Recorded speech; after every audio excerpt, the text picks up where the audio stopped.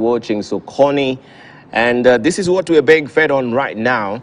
The doses that Kenyans need, and you can see that they have the pail, all the pails in hand there. We have the suppression dose there. This should be actually given 2 weeks, twice weekly. And then we have also the Mandamano dose there. This should be, it's also twice weekly. And you can see the emaciated Kenyans as well, who are looking very forlornly there on these doses. This is what Victor has drawn for us today in the Star. And we have also, this actually, we have also in Victor in the Daily Nation, we have the Star. And you can see how the slugfest has been ongoing there between Rigathi Gachagua and Raila Odinga and Uhuru Kenyatta. I always wonder who is this person standing by with this tie, according to Ozone there, with a rotund belly, and you can see the gloves. Who are the punching bags? We leave it for you to decipher this. And we, of course, if you're going by the latest developments, that is the Shungwa there, and then Ndindi Nyoro. Right. Raila seems not to be having punching bags, so he's all by himself looking at the gloves there. We have also the police. Has abandoned. The king is next door. The king is next door. The police there on the spot, law on how to fight drugs, human services rights. Well, this is what Stano has drawn. Before we took a short break, we were to hear from Governor Nderitu Mureithi, immediate former governor of Laikipia and economist as well. And also I'm holding court this morning with Dr. Shemo Chodho, who's the chair of Kenya Diaspora Alliance. Also with us is Gituru Wanaina, who is the immediate former chair of Kenya School of Government, also professor at the School of Business, University of Nairobi, and Bonyasi Sakwa, who's the chair of Kenya Vision 2030. Okay, let's just conclude on that regime. Yes, please. Kenya Delivery Board. Or maybe you want to comment on the editorial cartoon before you go to the regime. It would be nice, answer. If you have it just in full there. Beginning with what Victor has drawn for us with these doses. With the doses. Suppression and the Mandamano doses. Mandamano is happening twice weekly. Yes. Mondays and today, Thursday. Could you have it in full, kindly? Okay. Yeah. And and you can see two doctors there. One obviously is Right Honorable Raila Odinga, and the other one. I'm not sure the second one is a doctor. Ruto. He doesn't have this. He doesn't have the doctor. That is a real doctor. Maybe so. Anyway, the point, I think... but you can see also what is on the label there. Besides, we can see Raila tooting his Mandamano horn. Yeah. And we can see the demonstrators there. Oh, these are the police with the suppression dose. The suppression dose. And of course, I think this does really capture the moment the country is in. Right. Of course, it carries, it's very potent in terms of imagery, because if you think about inside the suppression, what you see police in riot gear and so on. And this goes back to some of the questions that the panelists raised earlier. I mean, we are seeing demonstrations in France. Even where they have turned violent, you've not seen police shooting people to death. Yesterday or the day before, in one of the towns in France, in fact, there was a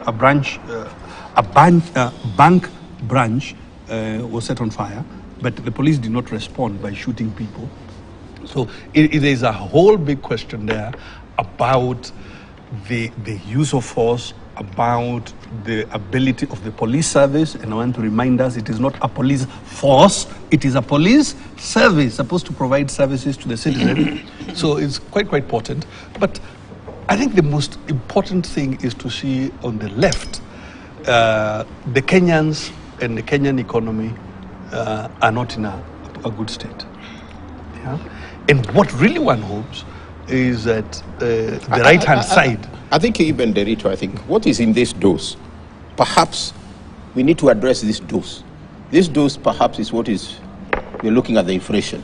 Indeed. We are looking at the cost of, what is that dose we are being given And therefore, we still get it, but we need to find it because it's what is it therapy? The condition, yes. The reason, the things that are making the Kenyan emaciated, yes, are inflation, a weak shilling, unemployment, exactly. Drought. But are we giving the right dose? Exactly. And that's what we should be. Exactly the question. Are you giving the right dose? Exactly the question. Now, and this is how democracy works. Hold on, Shem. This is how democracy works. The person who, it is government that should be giving the right dose. Right. That's the whole point of being elected and being in office. Now, if you are not giving the right dose, what is the citizen to do? Maandamano. And I know Shem somehow, Shem somehow, is nervous about the question about regime change. Shem, the only real difference, you see, you raised it, I want to answer it. The only real difference, I think if they approach me, we're going to have a cup of tea. Between parliamentary, my turn. between parliamentary and presidential, whatever. You saw 2-3 months ago, when government policy was not working, a prime minister in the UK was in office and out of office all within 60 days. Okay? So I wanted to go back to the constitutive article of the Constitution. Sovereign power belongs to the people. Thank you. They donated for elections. If it is not working, they can say to you, Shem, time is up, you're not doing your job. All right. So you still, you'll respond to regime, but I want you to respond also to the talk, yes, to also Bunyasi Sakwa, all of us who get a share of it as well. Mm-hmm. I start from the premise. Governor mentions the Constitution. And the Article 37 has been talked a lot about. Maybe let me just read a small part. It says, every person has the right, _ peacefully and unarmed. That's very key. That's Article 37. Article 40, which protects property, I'll just read sub-article 6. The right under this article does not extend to any property that has been found to have been unlawfully acquired. So you protect properties, people's properties not being damaged, whether they're high or low, depending on how that property was acquired. I think those are aspects that sometimes we ignore. But having said that, the BAL, Governor Nderitu talks very well about it's the role of government. I wish you were saying this, some of us were here and Gituro here, I were like Kibaki's boys, so to speak, literally.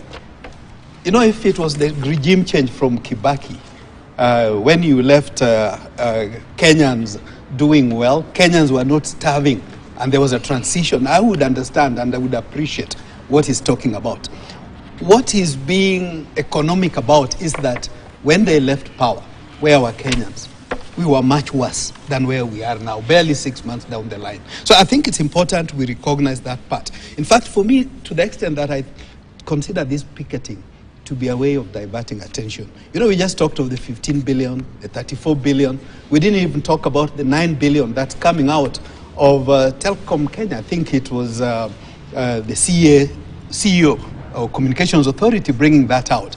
And maybe unlike all my colleagues here, I hold brief on none of these parties. My colleagues have some form of loyalty to one administration, incoming or outgoing. So, but I to that extent, I can be fairly. But why are you holding brief for them? They can speak for themselves. We are here. They can speak for themselves. I'm saying that I would be surprised if Governor Nderitu came out to castigate Azimio, and vice versa. It may be a bit expecting too much as a government officer. But having said that, the BAL, that's it. It tries to be very objective. That is a low blow. But that is a low blow, Shame. If you can protect us from Governor Nderitu, please. We don't interfere when he's on the floor. So I think as a government officer, except when I'm on the floor, I must admit, I am not pushing I'm on the floor. I'm not pushing falsehood when I'm on the floor. The reason we are objecting, Shame. Can I be protected? Certainly the reason I am objecting. This is okay. Just a moment. We go to a national platform. Okay. We go to a national platform And shame you are a parliamentarian. Even in parliament, you would rise and I would rise on a point of order Yeah. if the person on the floor is spreading falsehoods. All right. Shame. But the bar, the please. shilling, the Okay, shilling, can- five months No, ago, with you, 5 months okay, out ago. of deference, Mashimo, let him just finish. Yeah. Yeah, you But hold he on. should stop. He should stop falsehoods because the Debala- shilling has Debala, are you in depreciated. No, just a The moment. shilling has you. depreciated more than 30% Thank you. in the last. I'll give you a chance. Just 4 I'll give you a months. chance. And Just why? that's why you have Eh, the. we should, No, and no, now no, no. that's what we should debate. But Okay, you cannot say the shilling was stronger Debala. No, just a when we moment. were in power. That cannot Okay, possibly be so correct. moving forward, I think we have all these notebooks, and they are Indeed. just Yeah. meant there to actually take notes, so that at least you don't feel you're Yeah, really thank- agitated. Yeah. Thank you Just very hold your much. horses, so that at least you've taken mental notes. You can Let's have decorum a rebuttal. and respect. I may not agree with what colleague is saying, but when Correct. they're on the floor, let's respect them. You know, we don't want to see. Yeah, we've had you. We've had you. Having Please, said just that, go my on. thinking is that these mandamanos perhaps are a way to divert Kenya's attentions from the wrong, the ills that have happened in the past. Personally, I think the current regime could be doing much more and should do much more. But as it were, they also need to be given the space to do some work. Obviously, 6 months down the line, 7 months, is that sufficient time? I'm really not too sure, but of course, they say you can tell a good day from the morning, and a chick that's going to be a cock, you can tell when they are still little.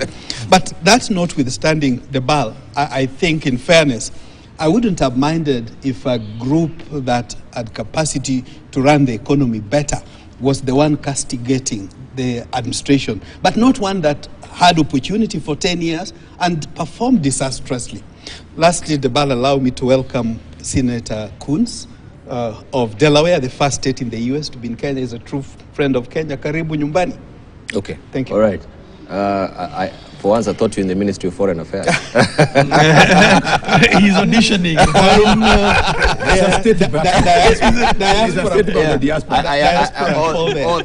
Diaspora. Okay, Yes. I get it. I get it. Bunyasi Sakwa. Then we come to Nderitu Mureithi. Hold on. Yes. The Kenyans are using instruments that have been tried elsewhere, but the circumstances are somewhat different. When I saw stones being sold, it was not just for cameras. A very ingenious person thought about this and said they'll need this, and they sold them. We know stones are weapons. I would have expected that we would attack the stone, and the stone sell it right there. So we didn't. Those are the things that would kill the police, that might elicit strong response. When a supermarket was robbed, and the estimates that made the rounds were that it was a 20 million shilling loss for that supermarket that was looted downtown on that day, the outrage was muted, highly muted. I don't know if that shopkeeper, the owner, has any recourse and so on. When trees were cut in Uhuru Kenyatta's farm or family farm, and goats or sheep, I only saw sheep, but if you kept mentioning goats, sheep were taken. You condemn the act on it, but the reaction was very strong. So for me, that is also rooted in the inequality we have learned to accept in Kenya. Sure. Essentially, both law and justice seem to be one set for one group, another set for another group, or different groups in it, and we are not working to deal with that. If we had been dealing with that, we would have realized long ago that the level of prices were unsustainable to certain sectors of society. The lower income earners, the urban poor, for example, those high food prices we have let go for so long have been a real problem on them. We'd also have realized that if you don't manage inflation well, you're undermining the wages, the wage earners. In fact, it's one of the heaviest taxes you can impose on workers and so on. We would have realized that. We need to run the economy with a certain level of consciousness that is rooted in a social policy that we should articulate and so on. I thought, and I still believe, that maybe this time around, if we compare, I would compare the where we are now with Kenya Kwanza and the Kibaki strategy when he started out. Kibaki was a man who, on the surface he was calm. It didn't matter how much he was kicking under the water, and who had a long-range view, and who had a view to making life easier, as it were, for the citizen, to enable them to come out and work and contribute to the economy. So he did manage these price issues quite well. He did manage the foreign exchange front quite well. He managed the long-term planning and consequent growth that came during his term. Even people in the village, down in my village, who don't read newspapers, knew that with the Kibaki time, things had changed. And clearly, that worked quite well. And when Kibaki left, things did not continue. What did he do that led to that kind of calming, to allow calming of the nerves of the people, to allow them to focus on things that matter? What came in was a regime that accentuated the drill down into inequality, further drill down into inequality, did not articulate publicly enough for people to see that they care about the lowly and so on. Now we get an administration that comes in and talks about bottom-up, meaning that you want to focus on that part of the pyramid that has the largest component, that largest share of the population. Maybe to solve their problems, you might have to look even further up as you're looking at the bottom. I know that, because you still need your central bank, you still need your treasury, you need big institutions to shake them so that resources can also flow down, or they can pick up surpluses to convert the savings into investments and so on.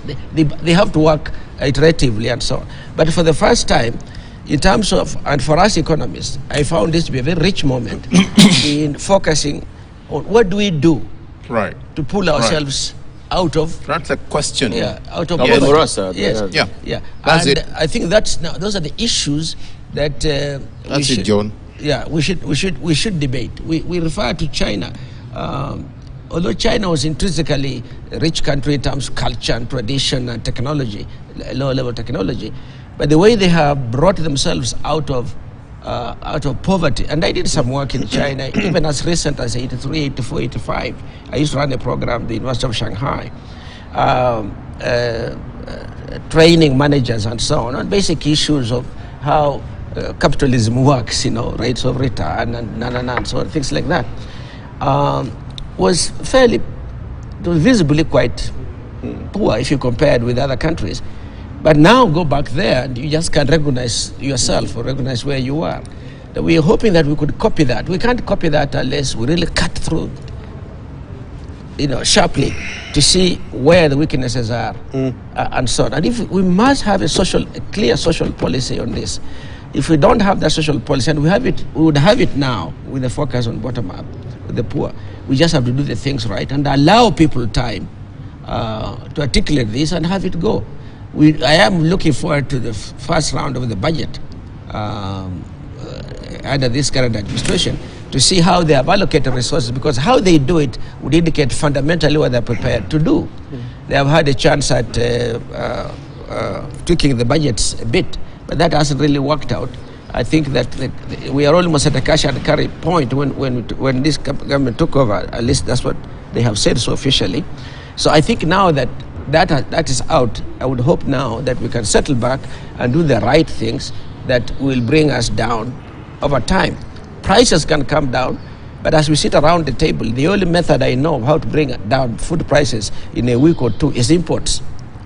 Because once you get those prices rising, it means the system itself does not have the reserves. Probably they do, actually, because I called home the other day and I was told, now maize has come from Kitale.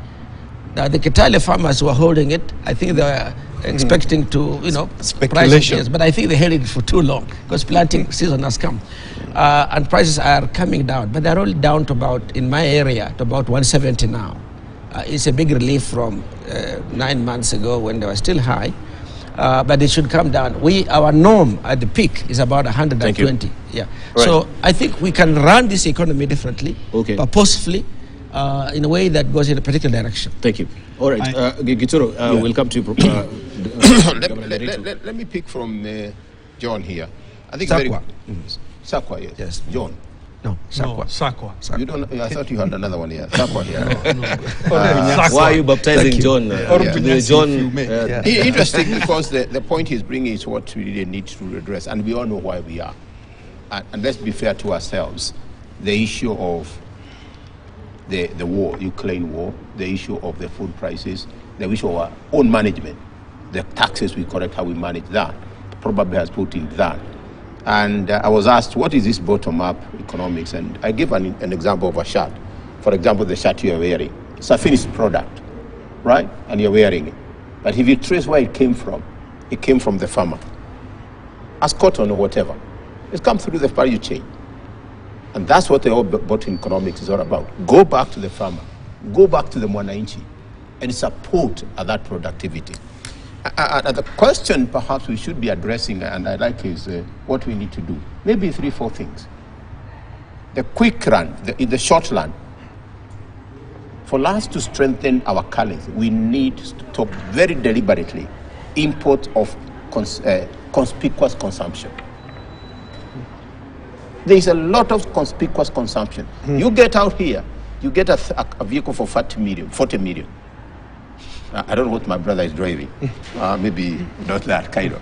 But that's something you can actually see. He leaves that at home. As a government, we want to curtail conspicuous. If I want, the tax is so high, prohibitive. That's a short run. In the long run, and I think this is what we really, there are things which are coming from what Kwanzaa government has said, we must increase productivity. We must emphasize more of exports and less of imports. We have to do that deliberately. What does it mean then to increase our export? We must produce more. We must bring water, and we say there we keep Kiprono. You can't do farming without water. Forget it.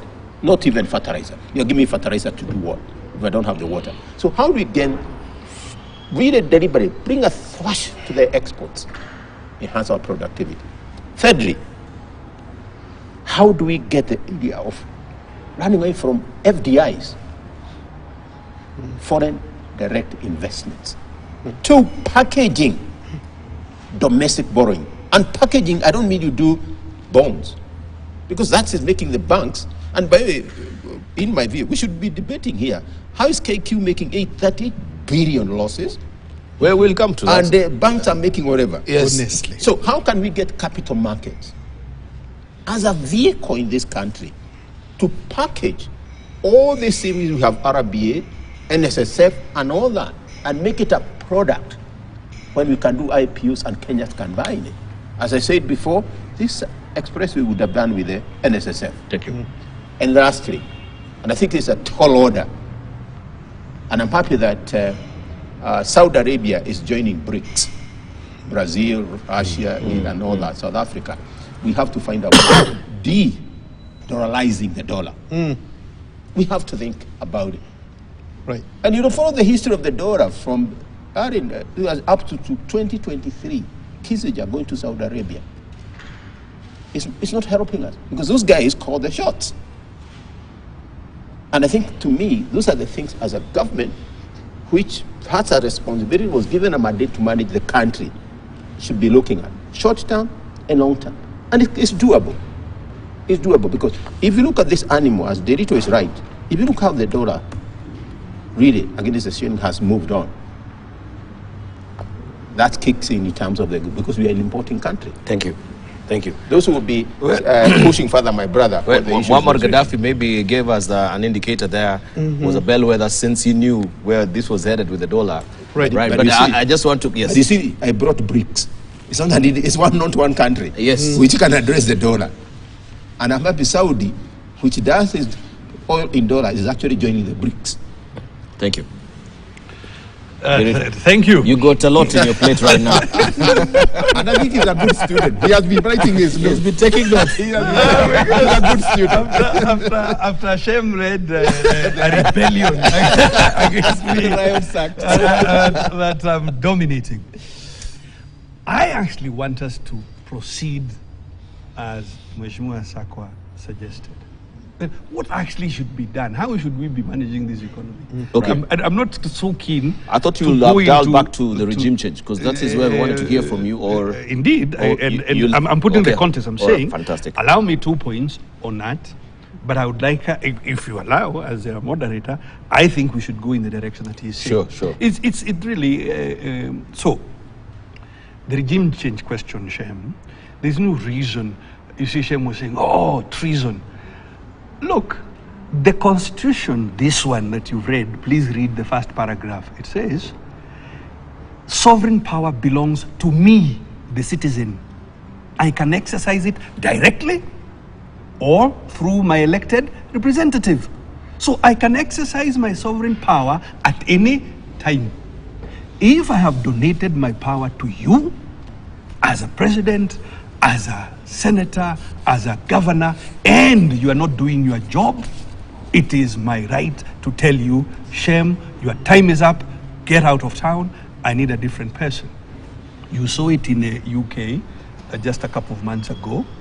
A prime minister who enumerated an economic policy that turned out to be a bit of a disaster. It led to the depreciation of the pound by 2 percentage points. Okay? This government, since they have been in power, the shilling has depreciated 30%. So the shilling has lost 30% of its value since the Kenya Kwanza government has been in office.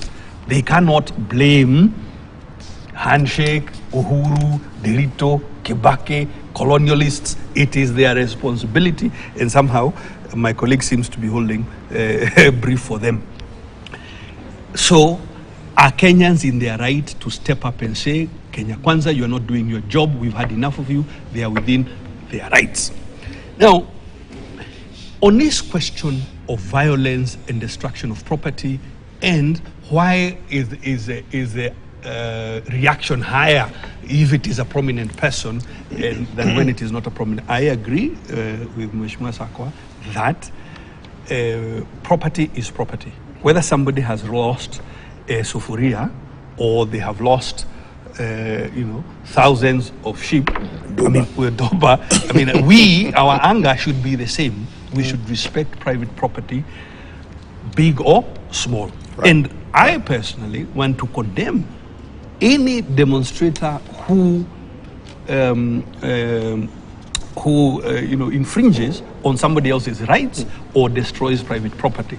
That should also go for the police. As a matter of fact, it is the police service's job to ensure that the demonstrations are held, because you know whenever there is a big crowd, you will find you may find hooligans, you may find even people who want to steal others' property and so on. It is a responsibility of the police to do those things. Let's go now to what Mheshimiwa Sakwa is saying, and I think Gituro Wainaina has also. What should actually be happening? What should government be doing? Because it's not just about criticizing. What should they be doing? Right. I want to start with inflation, cost of living. What should government be doing? And I want to suggest 3 quick things that government should be doing. Thing number 1 is that government is the one responsible for creating expectation. And Mheshimiwa Sakwa here will tell you about expectations in the way the economy runs. How do they do it? The CS Treasury says, I think inflation should be 7.5%. Once he puts that in writing in law, the trade unions use that figure to negotiate wages. People use that figure to inbuild price increases. Kenya Power uses that figure to do inflation adjustment in your bill. That figure is 7.5%. It does not need to be.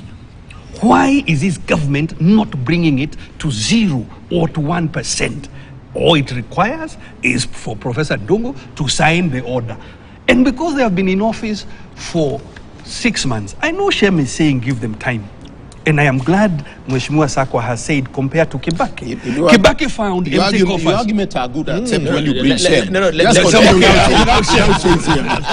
He can go to think through. Okay, without Shem, let me proceed this way. I like it. The comparison between Kibaki and Kenya Kwanza. Kibaki also found empty coffers. But on day 2 of Kibaki in power, we had free primary education. He did not start complaining that, oh, I found empty coffers from Moi. He just got on with the job. My view is KK should have gotten on with the job instead of spending all their time blaming others. So reduce the inflationary expectations. You must support the citizen in the short term. Right. We can agree you may not be able to sustain subsidies forever. But if citizens cannot survive for 3 months, what are you talking about 3 years for? Yeah. So you must support citizens in the short term. Like what?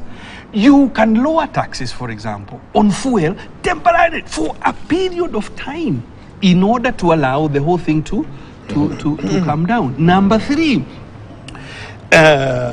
on the dollar question,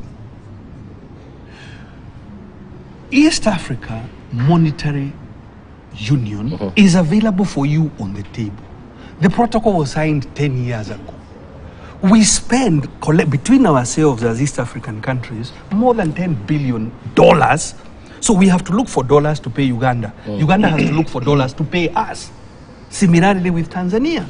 Yet, more than 10 years ago, we agreed we are going to do a single currency. 2 days, 3 days ago, the central bankers were meeting. And they did say most of the things required are in place. All needed now is political will. Is a Kenyan president, a Ugandan president, and to say, let's proceed. And you remove that demand for more than $10 billion for buying and selling amongst ourselves in East Africa. And we can go on and on. And I think they've given a deadline for 2024. With no, now they are saying, let us go to 2031. Okay? And that's 2031? why, yes. And that's what I'm explaining, Dibal and my The colleagues. single currency? Yes, East Africa. That the actions by government, I mean, honestly, forget whether you like them or not, or whether a previous government worked or did not. The inaction by this government leaves you, having to conclude that they are either unwilling or unable. The effect being the same on the citizens. Thank you. Yeah. Right. Let me just pick up from what he says as well, because when we look at the Kenya Kwanza government, with all the promises that they made coming to power, that they will dial back fast on borrowing, that also the spending on government will really substantially go down. But we've seen that has dialed up to almost around 87%. Right, indeed, of the current expenditure. Right. The issue of CSs as well. We thought they are speaking, or we think they're speaking from both sides of the mouth. That is, it's not about the expansion of government.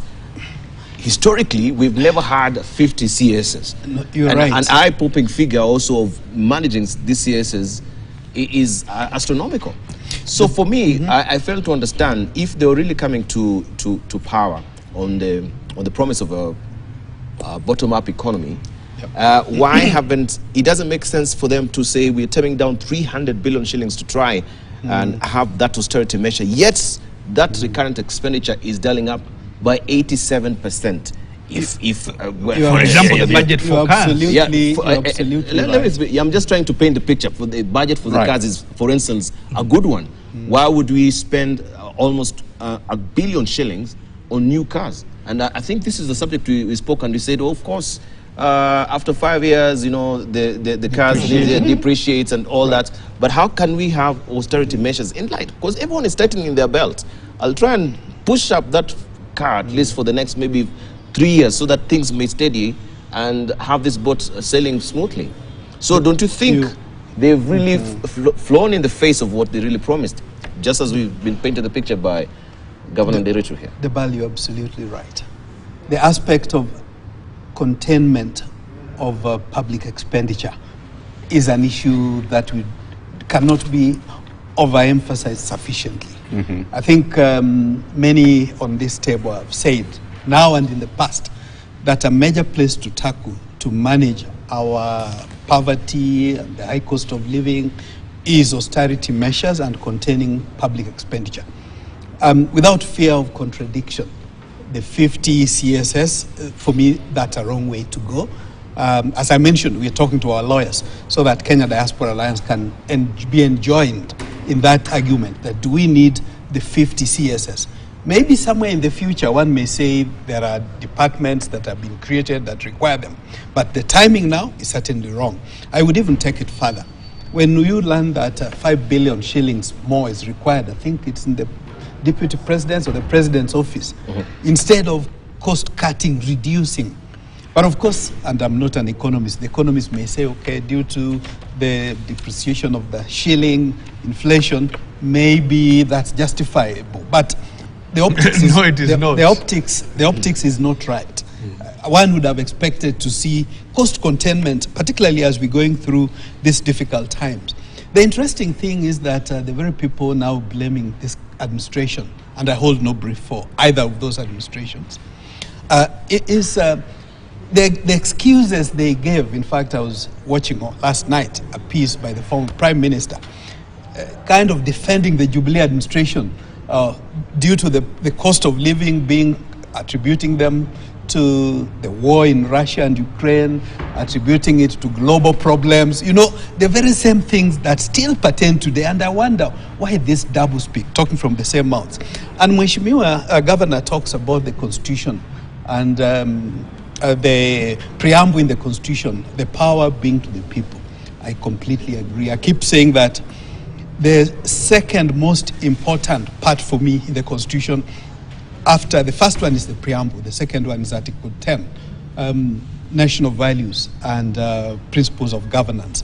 But on the sovereignty of the people, I thought Kenyans spoke in August and make the choice. Who is the people? It's not just him, it's not just me, it's the Kenyans. And the majority did speak from what we gather, what happened as per the referee at the time. And but then now Azimio comes up and say, no, this is an illegitimate government. We don't recognize it. We want it to evict it from State House.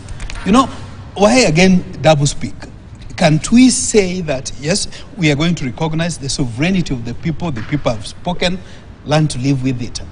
Allow another 4 years, there will be another election, and then let Azimio put its house in order and run. Talking of resources, I want to agree, one place where I agree with the governor, in terms of... it's good to recognize that. Yeah, you know, that's the beauty. You know, when you're free... Thank you, Professor. You know, when you're free, you take objective positions because you're not beholden. Right. And I think part of that has come out here in the past, that when we buy from Tanzania, or Tanzania buys from us and Uganda, and by the way, I should add a twist to it. For the first time, remittances from Uganda have overtaken any other country in Africa. Okay? Last month, as per CBK figures, Kenyans in Uganda brought in, I think, 4.7 or 4.8 billion, million dollars. Kenyans in Uganda. Yes, Kenyans in Uganda. For the first time, bypassing Tanzania and bypassing South Africa. 10 years or 5 years ago, South Africa was the highest, but it has increasingly been coming down. Uganda and Tanzania have been going up, but now Uganda has surpassed. My premise here is that, and probably it's not that it's surpassing. Maybe in the past, Kenyans from Uganda and Tanzania were carrying money in their pockets. Maybe this money was not necessarily coming through the bank. Maybe the improvement in fintech, now people being able to send through M-Pesa, makes it easier for the banks and for CBK to trace it. But at least it's a good thing. We do know that the highest number of Kenyans in Africa, 100,000 estimated in Uganda and 100,000 estimated in Tanzania, 80,000 in South Africa, about more or less the same number in South Sudan. So if we are able to do business between the East African countries in our currencies, I think it would solve one problem. Maybe another way perhaps to hedge our shilling, and we have talked about that as well, the wealth that we have underground. How come we are not utilizing it? And we have lots of it. And the specialists, the geologists, the geoengineers can tell us how much of the wealth we have. Why can't we use that to hedge our money? Thank So, utilizing currencies other than the dollar is, for me, a way to go. Maybe even bordering on barter trade. I think that I would support. Yeah. Since now we have the climate financing that is really pegged, people are trading, even the debt, the climate financing we were talking about, barter trade as well. It is something that we can consider. But before we come to you, I just wanted, because we raised this issue of the SAVA. Right. SAVA in 2017, SAVA in 2022. Thank you. Why can't we come up with a legislation that is a requirement, even when after elections has been declared, that also the SAVAs, in the spirit of transparency, we know what is in the SAVA? Maybe I take that to be fair to my colleagues. That's what I'm asking. Okay. Yes, can we have that? It is enshrined in law that since the SAVA is a problem, even after the pronouncement, after we have the pronouncement, maybe concurrently with the pronouncement, we also have the results from the SAVA. I wanted to put something before the SAVA in Before we go context. to SAVA. So 1B. okay. 1B of the vehicles. 1B of the vehicles. You can actually do 100 dams. Nice. One dam of 10 million. Correct. That's actually a small, good dam. Correct. And by the way, 100 Professor dams. Gituro, you raised a good point, because we also had the president, was Zambia? Who said, actually, I don't need a new car as a president. Correct. Mine is still serviceable, is in mint condition. Correct. Why can't I continue with these resources? Put cars, what they are going to get in a year, you can almost do 600 dams. Is that our priority when the house is burning? Good point. When I was We can elected, go to the SAVA. as I got to the SAVA, when I was Let's come elected to- governor in Laikipia, I did not go and buy a new car. First of all, I used the vehicles I found there. Ultimately, I leased vehicles, not just for me, but Yeah, I for do all the remember that. officers, Yes. so that they can go and do their work. So it is not necessary. And again, and really, what I would say to our colleagues in government, they need to stop getting hot under the collar when they are criticized. Because look, why, how else do you want democracy to work? Just the way we are debating here. And even on this table, you can see sometimes we are on opposite sides of one point, sometimes we are on the same side of a point. True. And that's the nature of debate and democracy. What this government, what I find really amazing, is people telling me, I will not allow, we will not allow. And I wonder, goodness, since when is enjoyment of my right up to you? It is not for you to allow me to be a Kenyan and to enjoy my rights as a Kenyan.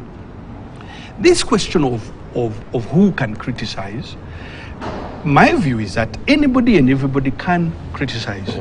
Even those who have been in power before can criticize. Now, is inflation, is the war in Ukraine, is it hurting us in terms of inflation? Of course it is, because we import a lot of wheat from Ukraine. Right. The issue is this. Since all countries are facing the same problem, how come some countries are able to deal with it better than we are as Kenyans, or as a country called Kenya? The issue of criticism to the Kenya Kwanza administration is this. You rode into town and said you cannot do short-term subsidies, you can sort of support the consumption side, which in my view as an economist is wrong and uncaring to Kenyans. Yes, provide them with fertilizer, but if there is no rain, it will take time for food to, you forget it actually. So you must support consumption, and there are many short-term things you can do to support the Kenyan in the short term, even as you fix the longer-term questions. Let us go to the SAVA and electoral justice. Yes. Finally. Everyone gets goosebumps when they will talk about SAVAs. Except me. Except you. And Shem shouldn't, because actually Dr. Uchuobo should be in the center of this convo. First of all, the broader question of an electoral system that works. Earlier in the discussion, I raised the question, why is it necessary to have agents?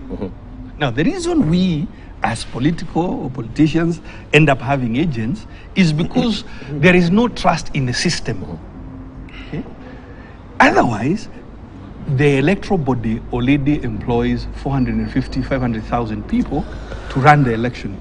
But because of shenanigans of the past, you are forced to hire agents to go and look over their shoulder to see whether they are stealing or not. That is because there is something fundamentally wrong with the electoral system. And I further want to ask like this. Last year, Kenyans moved about 9 trillion on mobile money. Right. 9 trillion. Yep. How come we did not need agents checking whether the mobile providers were stealing our money? So, can we not use similar platforms to vote? Now, on the server question, if you have not done anything, some hanky-panky, why wouldn't you want to open? Now, in the previous session, the provider of the technology said, no, we cannot open the server because it is intellectual property. Begging the question, when you buy software, what are you buying? You know, when I ask, if I were to ask my colleague or anybody to develop a software for me, what am I buying? Is the source code, does it belong to me, the customer, or not? How can you tell me you can only see half of it? The other half is intellectual property. And these are the questions that will continue to be deviled unless we actually deal with it. If I were Kenya Kwanza administration, I would actually open the server and say, look, you know, unless I myself, I am nervous that what is in the server could be against me. Otherwise, there is no reason why not to open it. But still, you've not really answered my question, Rodrigo. Could we have a legislation moving forward?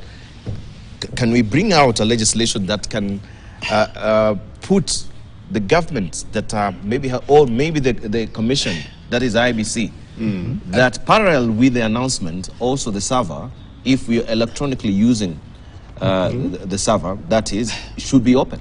So that we don't... There's legislation. There's legislation for use of electronic technology in voting. It's not for the lack of legislation. But the premise here... let him finish first, so that I hear, because he's been smack dab in the middle of the campaigns as well. And this is their issue as Azimio. Yes, and my answer is like this. There is legislation, and if there isn't, if it is not sufficient, then we should enact it. Which legislation is this? Because I'm not really privy to this legislation. I can help. And why, you can help. Yes, he can help. Because there is, when Kiraitu and Orengo, you recall there was the joint committee of the two houses, which was chaired by those two governors. They came up with the electoral laws that included electoral voting. In fact, they even formed a bilateral committee that was meant to be constituted of informaticians or ICT professionals from one side of the divide, in this case Azimio, and from the other side of the divide, in this case Kenya Kwanza. There is that provision in the law. However, that's not where, in my view, the problem is. The problem is when people talk of open server. You know, it's like it's something that you come with a key, there's a padlock, you go and open it. I've asked people, including ICT professionals from both sides, particularly from Azimio, and my good advice for free for Azimio, look for proper informaticians. Okay, I don't want to call them the bad name, but instead of having a battery of 100 lawyers going to court, maybe have 20, 30 proper ICT people going to court. Free advice. But in this particular case, it doesn't make sense when people talk of opening the server, because they don't even also know what they mean. Even those who say open the server, even they are technical people. I ask them, tell me either in a layman's language or in a technical term what this means. Nobody gives that answer. So open the server, open the server. What does it mean? But in our own fora, what does it mean then? We have the Informatician Society of Kenya, where Kenyans, professionals, ICT professionals are. And we have talked about this matter time and again. Part of it started in 2012. And as the governor is saying, there's no reason why we cannot use mobile voting And it's not that there are no solutions. M-Kura, M-Vote, these are Kenyan products. As early as 2012, there is even one, iVote.net. I would want to encourage them to watch it. It's online, they can even check it now. Just go there, you want to locate the Kenyan diaspora, where they are, you can see there are this number, maybe 2,000 who have already signed up, 600 of them are in the US. You can go down to the city, you can locate them where they are. And that platform is secured through blockchain technology, one of the most secure, to ensure that people cannot manipulate the system. This was demonstrated, it's not new, was demonstrated, okay, it's been upgraded over time. In 2012 to the former boss of IEBC then, it was called IIEC, I don't want to call names. In Washington, D.C., this came out of Washington, our team in D.C. He loved the system. He said, this system is so good, but I can tell you it can never be used in Kenya because it's too transparent. Okay? This is a former IEBC chairperson saying this system is so good, so accountable, so transparent. Then you are left wondering, it's not because we want to do our systems right. What happens? And even fast forward, I think 2017, as Kenya Diaspora Alliance, we were hosted by the then chairman, Chebukati, and we made a presentation again of M-Vote, M-Kura. In fact, at the earlier time, we told the chairman, Kenya would have been the first country on earth, like we did with M-Pesa, to do mobile voting. The only country that does mobile voting is Sorry, I have to Estonia. button due to a station break, but I need you to tell me what opening the server means. I appreciate the iVote and the M-Kura and these efforts that you've made throughout the years. But yes, in layman's language, what does it mean to open the server? I'll be happy to. If we open the servers, will we just find tangled wires there or what? I'll be happy to come to that. We'll take a short break. Thank you. As he thinks through. Yeah, right, open and find, oh, these are tangled wires. This is the server. There's no data, or we'll find Actually, servers were opened during Supreme Court. But I'll come to that in a moment. They were partially open. They were partially Partially open. Yeah. All right.